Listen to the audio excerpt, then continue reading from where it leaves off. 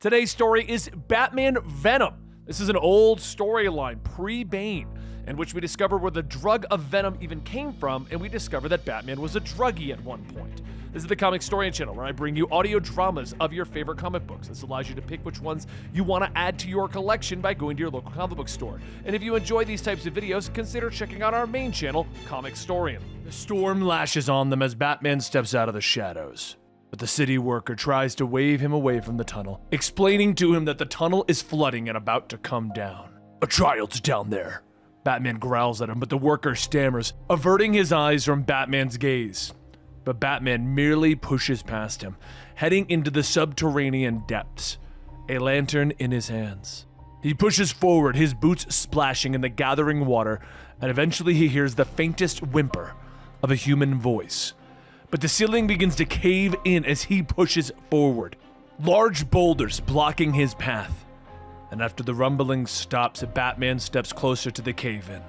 "Sissy Porter," he calls out, and the young girl calls back to him as the water begins to rise around her.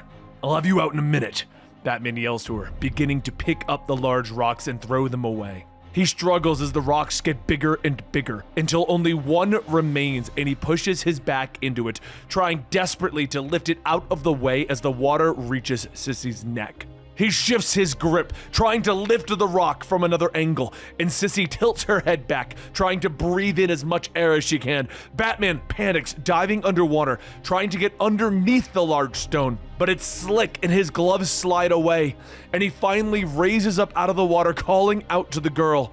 But his lantern illuminates her lifeless eyes that stare back at him from beneath the waters. It's later that Alfred looks up as Batman steps through the door to Wayne Manor, waving away his butler, sitting on the couch as he explains that he thought that he was so smart to have tracked the kidnapper's location, to learn where they had been keeping the girl. "But I wasn't strong enough," he says quietly, pulling his cowl off, cradling his head, telling Alfred, "I failed." "Did you expect that you never would?" Alfred asks gently, and the faithful servant suggests that Bruce clean himself up and retire for the night. But Bruce refuses, pulling back on his cowl and explaining that he has to tell Sissy's father. At 4 in the morning, Batman finds himself outside of Randolph Porter's home. He slips inside and finds the men working at his lab.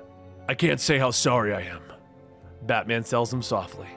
But Porter doesn't seem all that upset. "Well, it's a shame.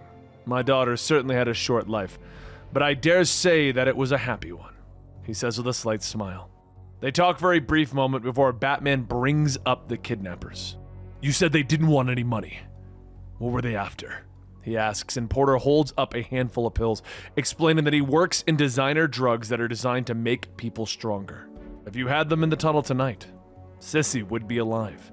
Batman holds up one of the pills as Porter offers it to him, but he turns, tossing it away. "Not interested," he says, but he stops short, listening. "Is there anyone else in the house?" he asks quickly, and Porter tells him no, so Batman pulls him into the next room, warning him that someone is coming up the stairs. He whirls around as the shutter of the suppressed submachine gun sounds in the hallway, rounds chewing through the door. The thug rushes in, but Batman moves fast, ripping the weapon out of his grasp, and he lashes out, punching the goon hard enough to knock him away. Porter bursts into the room as Batman moves towards the window. "One of the kidnappers, call the cops. I'm going after his partner," he snaps, leaping through the window into a shower of broken glass. He jumps off the balcony into the getaway truck as it begins to rumble, but he lands wrong, his breath being forced out of his body. His fingers try to grip the sides, but they have no purchase, and they begin to slip in the rain. The driver knows that he's there and begins to swerve wildly, side-swiping a tree, the force of the collision knocking Batman away, and he falls into the mud. Later, as he returns home, still dripping wet from the battle, he ignores Alfred's jokes of being covered in mud. He heads into the cave beneath the manor. Alfred follows him, knowing that his young charge is torturing himself, and he finds Bruce in the cave, trying desperately to lift weights that weigh the same as the boulder that stopped him the night before, the ones that killed the girl. He suddenly cries out in pain, grabbing his shoulder, and Alfred leads him to the table where he examines the shoulder that is already starting to swell. "Your deltoid muscle is beginning to swell. Torn, probably," he says, suggesting that Batman seek medical aid, but Bruce refuses, pulling on his civilian clothes and walking upstairs. "Get the car," he orders. and they head back out, finding the tree that the truck hit. Bruce pulls paint chips from the trees and begins to track the attackers, following the paint chips to the local body shops, bribing an owner to let him see the records. And it all leads to one man. They stop outside that small apartment with Alfred still begging Bruce to rest, since he hasn't slept in 96 hours. But Bruce shakes his head as he pulls out his costume. "I can get the scum who killed her. Can't rest until I do," he says, slipping up the fire escape, standing outside the window, overhearing the two goons talk about the attack.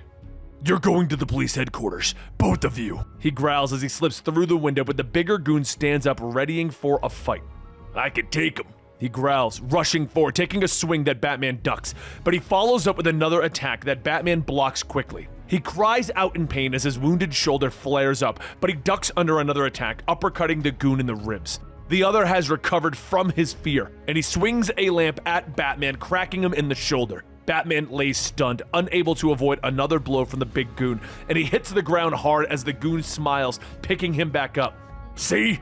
I told you he wasn't so tough," he sneers, holding Batman, allowing his friend to punch him a few times. Finally, the big goon holds Batman by the throat, whirling around so that he's in front of the window, punching him hard. Batman knows that he can't stop the blow, taking it, using the force to thrust himself out the window so that he falls down into the street, near where Alfred is waiting with the car. The goons laugh, talking about going down there to finish off Batman, but a voice calls out to them from the door to the apartment. "No, let him go. His time is yet to come," he says to them, and Bruce finally wakes up the next day, sitting up in a bed with shock. Alfred standing nearby, telling Bruce that he had a doctor look in on him. "I told him that you fell out of a hot air balloon onto a table of cheese blintzes," he says with a smile. Bruce thanks him, struggling out of bed, despite Alfred's warnings. "Don't worry, I'm not blundering into trouble again. At least not tonight," Bruce tells him as he pulls on his costume. It's shortly after that he finds himself once more in the lab of Randolph Porter. "Those pills that you mention," Bruce says quietly, and Porter smiles, handing Bruce one of the pills, promising that it will make going to the gym a thing of the past. He smiles as Bruce hesitates for a moment before swallowing one, and with that down, he hands him a bag. "A month's supply. When these run out, let me know." Batman stalks onward that night, finding the bar where the two goons are hanging out. He finds the scared one at the bar, putting his hand on his shoulder. "You weren't hard to find," he growls as he lifts the man up, throwing him across the room. He whirls on the big one. "Your turn," he hisses, and the big goon smiles, throwing a punch, but Batman easily catches it, fear passing through the big goon's eyes as Batman lashes out at him, punching him hard enough to throw him across the room and out the bar's window. A moment passes as Batman feels something in the base of his spine, and it begins to travel upward to his mouth. He throws back his head, beginning to laugh maniacally. 3 months have now passed, with a shadowy man kicking in a door. He stands ready as two of the goons rush him, but he grabs them by the throat, lifting them up and throwing them onto another group of goons on the table. He grabs a furnace, ripping it out of the floor, lifting it over his head, smiling down on the goons that cower in fear. "You know what I'm doing, punk? I'm trying to decide just which of your holes to cram this into." He sneers and he drops the furnace, lifting the goon up, slamming him into the wall, wailing on him several times. He drops him, listening to him gasp as he pulls himself across the floor. And once he steps back outside, the cool rain now falls on his face, and he laughs. He enjoys it.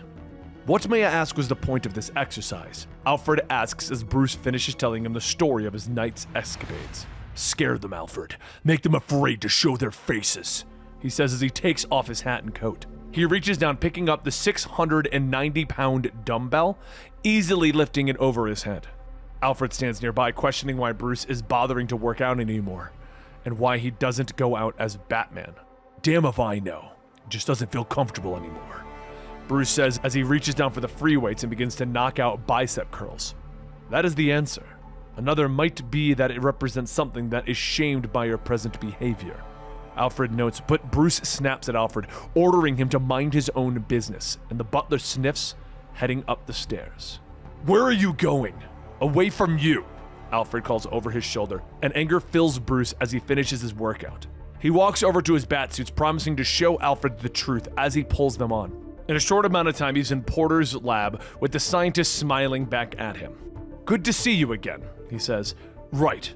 Nice to see you," You have them? Batman asks, his eyes searching for pills, and Porter nods, but instead waves over a U.S. Army general standing in the office. This is General Timothy Slaycroft. The general would like to make you an offer, Porter says, and Batman and the general shake hands as Claycroft says that he is a consultant on the private project about national security and would like to work with Batman. I'll think about it, Batman says, before turning back to Porter asking for his pills. Porter smiles, handing him a small bag, and Batman looks at it for a moment. There are only 4, he says quietly, and Porter nods, studying Batman closely as he explains that he didn't have much time this week and that Batman should stop in and get some later. Is that a problem? He asks, still studying Batman. There's a moment of hesitation before Batman answers. No, of course not, he says, and he turns to leave, but stops at the door and tells Porter that he has found the 2 thugs that have kidnapped his daughter. Not a good idea. Surely there are other criminals you can harass, Porter notes, but Batman turns, walking out the door, and Porter smiles, looking at the general. I'm pleased. Notice how dull he seemed? How anxious he was to get the pills? Another week and he's ours, Porter tells his friend, but the smile drops as he explains to the general that they have another problem, that Batman might find out that the 2 goons were actually working for them. I'll take care of it, the general says, reaching for the phone. Outside, Batman moves quickly, realizing that someone is lurking in the shadows. He grabs the large man, throwing him to the ground, demanding to know who he is, but the young man screams in pain, explaining that he is the general's son. Batman hesitates before letting the young man up. I can see the resemblance around your eyes. Word of advice, don't lurk around the darkness, stand in the light, Batman tells the man, and he smiles at Batman and agrees, allowing the dark night to slip away. He moves through the city quickly, finding the rundown apartments the 2 goons are staying at. But as he moves through the building, he hears the sound of gunshots echoing from upstairs. He doesn't hesitate, kicking in the door, but he's too late and only finds the goons on the floor, laying in pools of their own blood. He moves towards the open window, hearing the sound of running feet in the alleyway below, and he looks down to see the 2 shooters moving towards their car. Batman turns back to the apartment, knowing that he can't move quickly enough to stop them. But he grabs the fridge, wrenching it out of the wall easily. He whirls around, his costume ripping as his muscles bulge. He lifts the fridge over his head, throwing it through the wall, and it sails through the air, landing on the car, making sure that it's going nowhere. In mere moments, he's back on the street, rushing through the smoke and the broken glass, not thinking as he rips the car door off its hinges, pulling the man free. You did the dirtbags upstairs, and you're gonna tell me why. But not right away. Batman snarls as he pulls the thugs in close, a look of crazed enjoyment on his face as he throws the man away. He stalks down the alleyway, his mouth twisted in a crazed sneer. First, I'm gonna hurt you a while. He laughs, reaching for the goon, but a voice calls out to him from behind. Mister, watch out! It screams, and Batman turns to see the second gunman struggling out of the wreck, his gun shakily aiming at Batman. The gunfire erupts, the man that Batman clutches spasms as the rounds hit his body. The gunman in the car is also hit as a spray of bullets fill him with lead. Batman turns to watch as a car speeds away, but his reaction is slow, and the car is gone before he even starts moving. Sirens sound in the distance, and Batman decides to leave, not wanting to answer the cops' questions. That night, at Porter's house, the general and the scientist are talking, discussing how it was necessary for the 2 goons to die. But the police might discover that the gunman served under the general in Vietnam. My contacts downtown tell me the general won't quit and can't be bought. He'll trace their movements, and then one day, he'll arrive with warrants. The general notes, but Porter waves him away, believing that now they have Batman in their clutches and they can use him to their advantage. So the next night, Bruce calls to Alfred as he wakes up. Where is he? He growls, getting up, moving through the manor, finding himself in the cave, where Alfred has left a note. Quit. Bruce reads it numbly, looking up at the ceiling where the bats dangle far ahead, momentarily sad that he has no one to talk to anymore. He heads over to his weights, putting on more weight and preparing to deadlift it, but he gasps and he struggles, unable to lift the heavy object. Can't lift it. Can't lift it. He gasps, reaching for his jacket where he keeps the pills from Porter. Only a lousy $6.90 and I can't even lift it. He hisses to himself, and as he pulls out the pill baggie, he discovers that it's empty, and anger fills him as he throws the jacket to the floor. Of all the lousy! Porter, His fault. Should have given me more like I asked. He thinks he can get away with it. He's got another thing coming, Bruce yells in the emptiness of the cave. And in a short time, he has returned to Porter's house, his anger overwhelming him as he kicks in the door. Give them to me, he snaps, pointing at Porter and ignoring the general. Are you prepared to earn them? The general asks, and Batman whirls as if noticing the general for the first time. What do you mean, earn them? He asks, and the general explains that the pills are being developed so that he can put together a group of super soldiers that will be trained to clean up the streets of America, to get rid of the less desirables. But we've run into a problem, the general says as he holds out a photo, and Batman takes it, staring down at the picture of Jim Gordon.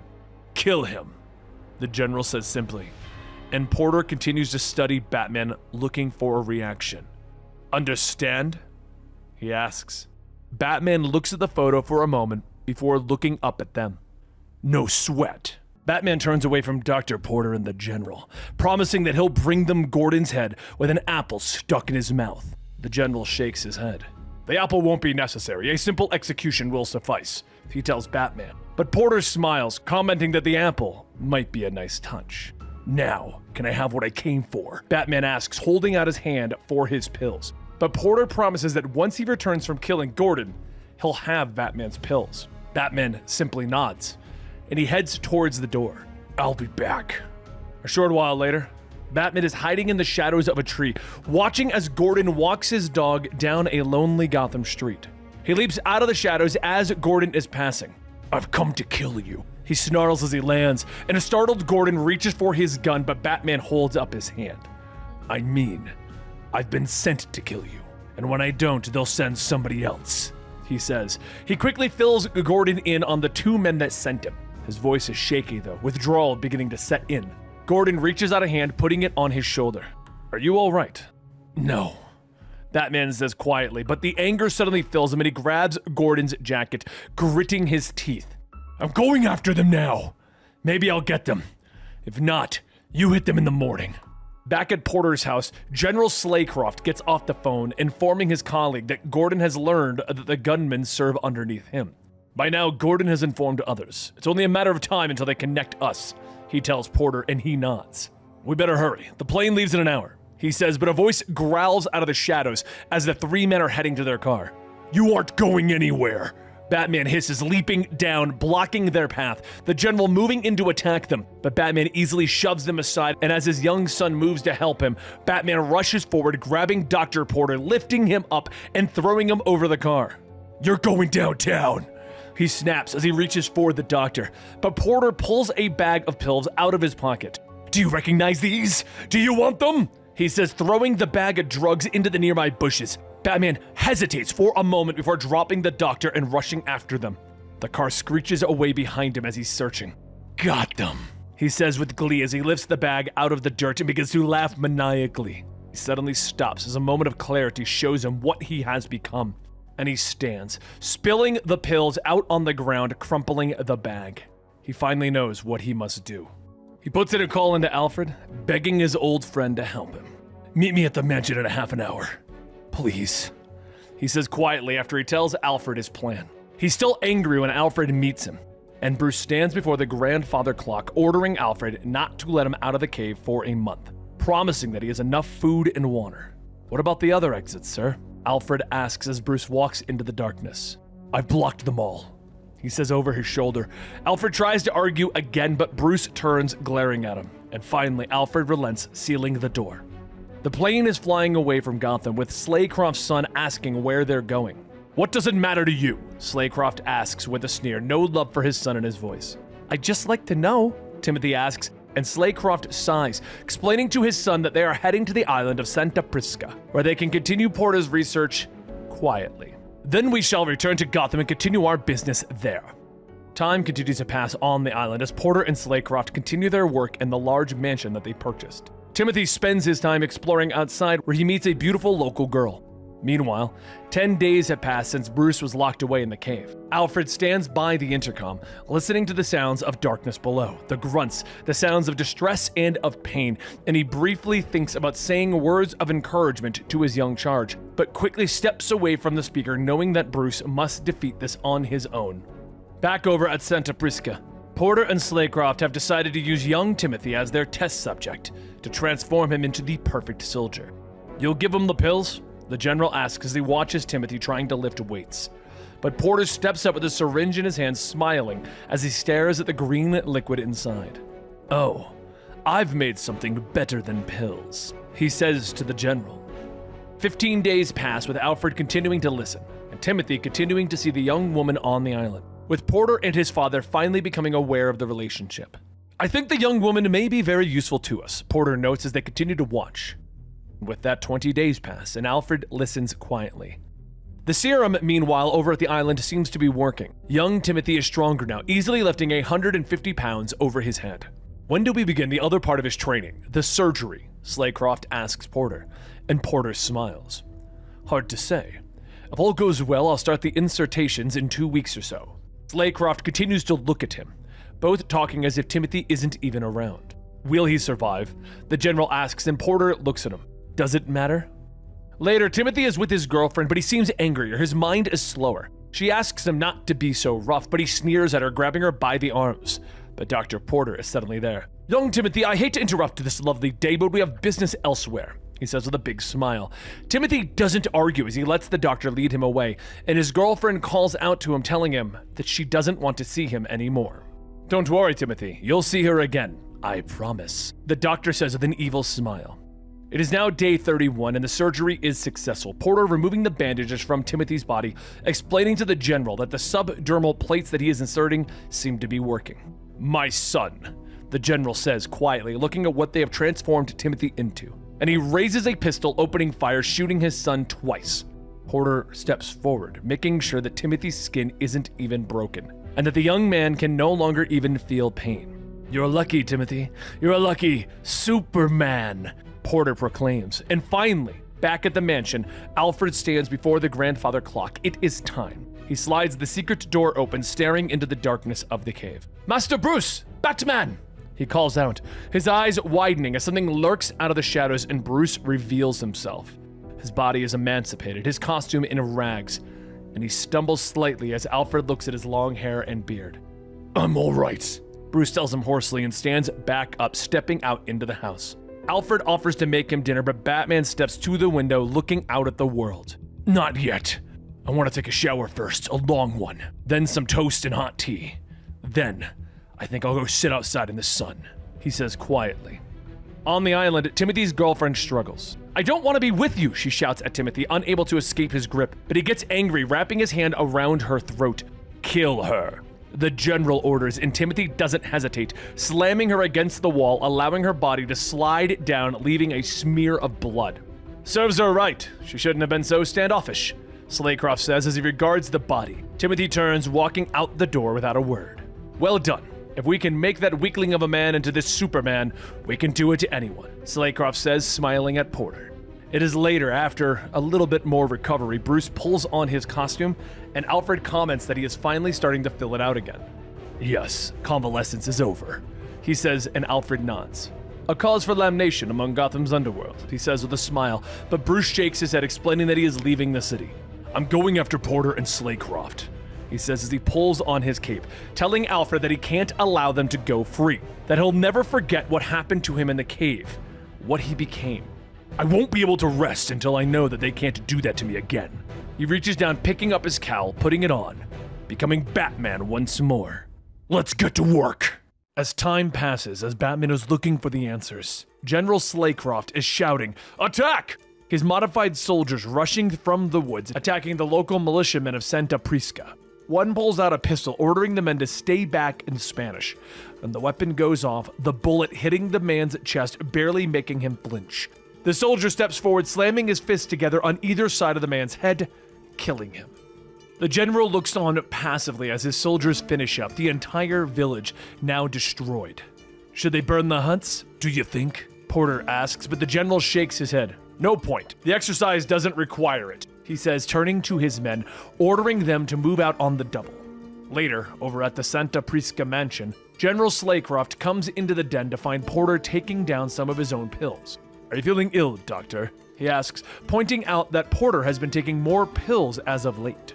Are you worried that I'll become an addict? You forget to whom you speak, General. Porter says offhandedly, explaining that he has been taking the drugs for some time to help alleviate his emotional responses after they began their work and he lost his daughter.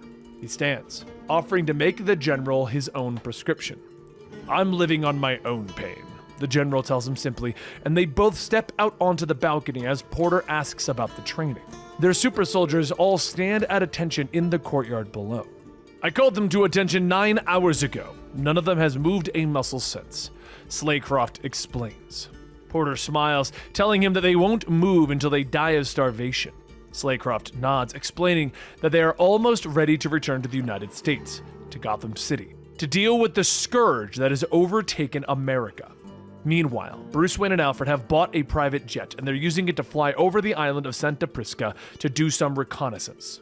Far below, General Slaycroft hangs up the phone, thanking his informant in Haiti for the information. And he turns to Porter, explaining that his intel indicates that 2 Americans have purchased a private plane in cash and they have loaded it up with electronics.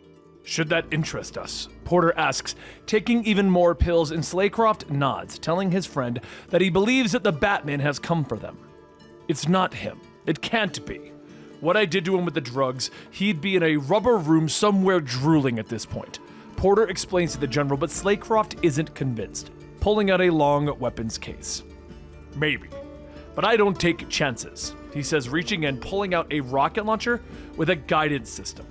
Far overhead, Bruce is looking out of the plane window, taking pictures of the compound below, and his eyes widen as his telescopic lenses sees the General step out onto the balcony with a rocket launcher. He fires that rocket, allowing it to scream through the air. Acting quickly, Alfred and Bruce pull out their parachutes, leaping out into the sky, the explosion overhead pushing them apart, with Bruce beginning to steer towards the opposite end of the island, hoping to lead the General's men away from Alfred's descent. Bruce lands, quickly pulling off his civilian clothes, revealing his Batman costume, and he turns his head sharply to the sound of approaching voices reaching him through the jungle. In moments, he is in the trees, looking down at the militiamen as they approach, and as they reach the tree that he is hiding in, he leaps down, smashing into them silently, taking them out in a matter of minutes. With this done, he moves deeper into the jungle. I'm telling you, it couldn't be him! Porter insists, explaining to the General that the amount of drugs that Batman has taken, he would simply be a wreck, barely able to keep it together. Is it so difficult for you to admit that you failed? The General asks as he reaches into his desk drawer to pull out a service pistol. Holstering the weapon, he heads out onto the balcony, ordering his squad to patrol the compound and not allow anyone in or out. They nod, heading off. We should be safe here, between your zombie squad and Gomez's men. I sure hope so, Porter says as he pulls together his research papers. The phone rings and the General answers, and after a moment of conversation in Spanish, he hangs up, informing Porter that the militiamen have found something. As night has fallen, Batman has made it to the other side of the island, but he finds only the lonely parachute and no Alfred. He pulls himself into the trees, having nothing else to do but wait. And as morning dawns, he hears a helicopter flying overhead, the sound of the General's voice magnified by a megaphone echoing throughout the jungle. You down there, masked man! Wherever you are, look up here! Batman looks up to see Alfred dangling from a rope, and the General continues to shout, telling Batman that they will cut Alfred and put him in the water at the south end of the island, where the sharks feed. He'll be eaten alive unless you rescue him, he says as the chopper buzzes away. In a short amount of time, Batman is stalking across the beach, heading towards the General and Porter. Where is he? Batman demands, and Porter points out into the ocean, where Batman sees Alfred tied to 2 posts. We've nicked his ankles and feet. They've been bleeding into the water for a few minutes now, Porter explains, with the General offering to bargain, but Batman ignores him, removing his cape, stepping into the ocean. When I return, we'll discuss why you did this, he says simply. He begins to swim, passing a small boat with 2 militiamen. He gets to Alfred quickly as the sharks begin to circle him, but Batman grabs the post, twisting it around, kicking the shark hard in the nose. Shark snouts are very sensitive, he tells Alfred as he begins to cut him free, explaining that the shark will return. As Alfred plunges into the water, the 2 look up to see the shark returning, and Batman begins to wrench out one of the posts, ordering Alfred to swim for the shore. He cracks the post, lifting the jagged end out of the water and stabbing it into the mouth of the oncoming shark. Creature falls, its sharp fin cutting across Batman's chest and drawing blood. But it quickly dies and Batman swims away, allowing the other gathering sharks to attack their former brother. He catches up to Alfred quickly, but another shark has broken away and is swimming at them fast. "We'll be able to outswim it. Head for the boat," Batman orders as they draw closer to the malicious men. He swims underneath it using his strength to tip the boat and send the men into the ocean. "If you have any shark repellent, I suggest you use it," he calls to them as him and Alfred keep swimming. The screams of the militiamen pretty much tell Batman that they don't have that repellent. Batman finally reaches the shore, quickly ordering Alfred to swim back towards the rowboat and try to make contact with the fishermen near Haiti. Slaycroft, Porter, and Timothy wait for them, with Porter smiling, offering Batman a handful of drugs to help him with the exhaustion and the pain.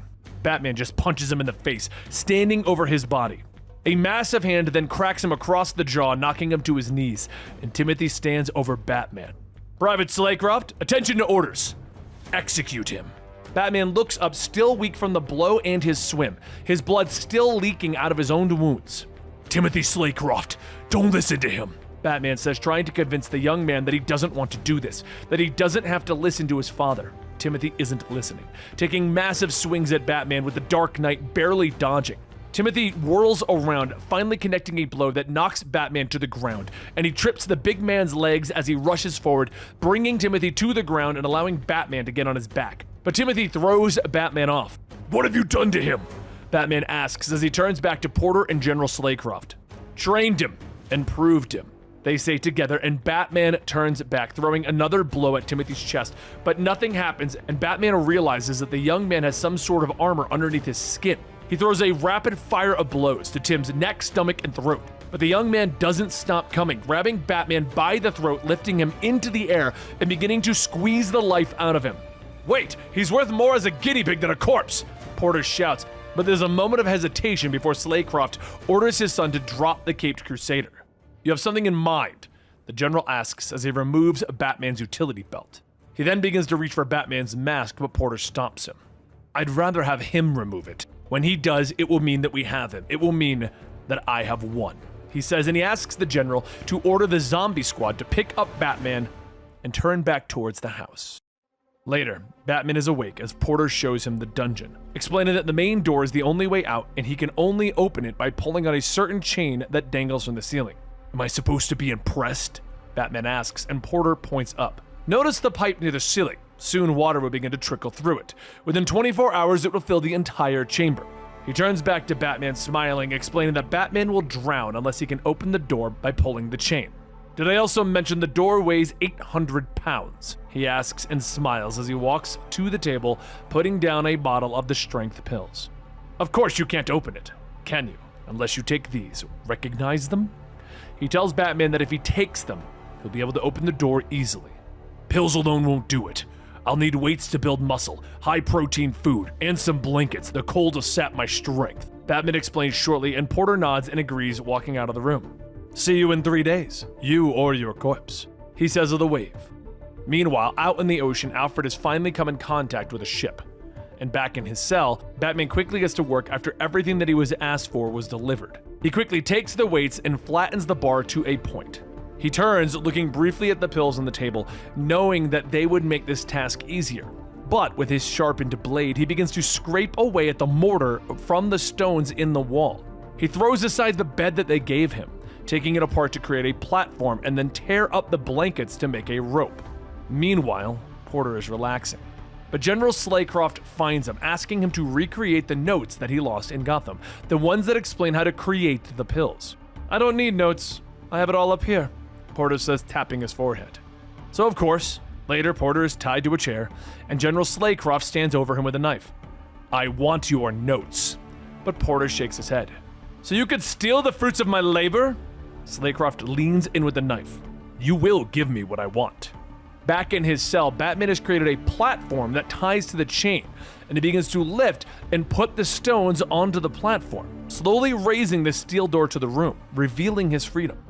Back with Porter, he's crying, blood oozing from dozens of wounds. "No more, please, no more," he whispers as the general holds up a recording device. Back over in the cell, the stones aren't enough, so Batman jumps on the chain, pulling it down just enough to open up the door. The door slides open and he leaps across the room, diving underneath it just before it slams shut again. It's out there that he's greeted by two of Slaycroft's soldiers in the hallway, but he leaps over them quickly, making his way back into the night. In a short amount of time, he sits on a tree outside of General Slaycroft's window, watching as the general is finishing with Porter. "That's everything, General, I swear," the scientist chokes. And with that done, the general picks up his knife, promising Porter that he will test the formula that he was given. And if they're wrong, well, "You will die in agony," he hisses. But the window shatters behind him with Batman leaping into the room. The general tries to attack with his knife, but Batman sidesteps, knocking it away. He then breaks the general's hand as Slaycroft reaches for his pistol, but Batman kicks that away. "You're beaten!" he snaps, and the general turns to Timothy, who seems to be sleeping in the corner. "Attention to orders!" the general begins to shout. But Porter yells for Batman not to let the general say the command phrase. Batman doesn't hesitate, punching the general in the face. He frees the scientist, ordering him to stay put until he clears the mansion. But Porter is already moving, hitting the button on the recorder, making it so that Timothy hears his father's voice. On the recorder, the general had said, "Kill me." And Timothy's eyes open wide and he moves towards the downed General Slaycroft. Batman tries to stop him, but Timothy knocks him away, lifting his father into the air, snapping his neck. With the general dead, the soldiers all seem to snap out of their hypnosis. Timothy cradles his father, tears falling down his eyes. Batman is focused on the young man, not seeing Porter popping his strength pills in the corner. With this done, Batman leaves Porter outside, taking him to a helicopter to return him to Haiti. But it doesn't take them long to return to Gotham City, where the doctor is jailed for his crimes. Later, Batman stands in Lieutenant Gordon's office. Incredibly strong for a frail-looking man, he actually bent one of the cell bars, but it wasn't strong enough to escape. He explains as Batman stares out the window. Gordon continues to read the file, explaining to Batman that Porter went into withdrawal shortly afterwards and died in prison. "Another victory for you.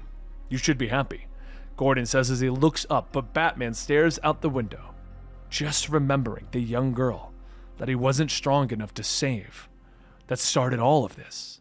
And there you have it, today's full story. I hope you guys enjoyed, and don't forget to like, subscribe, and hit that notification bell right here on this channel, as it will only ever be receiving full stories from the other channel. And if you want to see the videos as they come out, make sure you go check out the Comicstorian main channel, where you get 5 days of videos a week. I'll see you next time.